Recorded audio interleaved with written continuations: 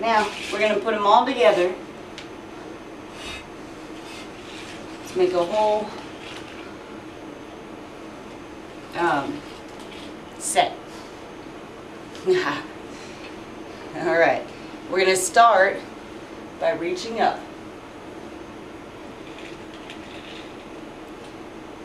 Other side.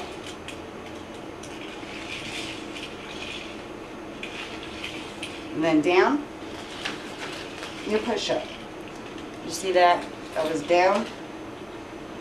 Now being in a little on your knees condensed space like this, you want to let your upper body do the work in that push-up, because it's easy if you just did all the work with your knees and your bottom half, but you're working your top half. Now remember, in exercising, you control your muscles. If you don't have control over your muscles, you need to start with that. That's basic. Okay, so we're going to do that push-up one more time. You just lean and then back up, but you're doing all the work in your arms. Okay? And then your leg extension.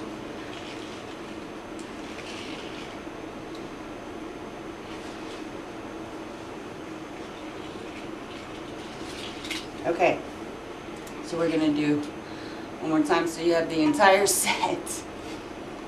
Alright, this is a good little workout. You can do morning, afternoon and night, morning or night, and get your full body in. Stretching, all of it.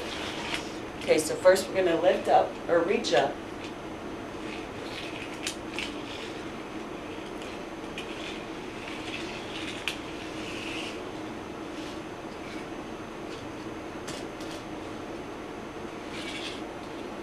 Next we're going to do our push-up. Remember, our top, upper body is doing all the work. Then a leg extension.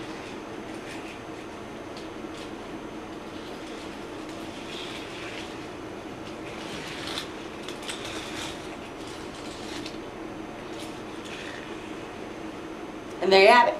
The 3-in-1 workout. You get your stretch, flexibility of your spine, your upper body,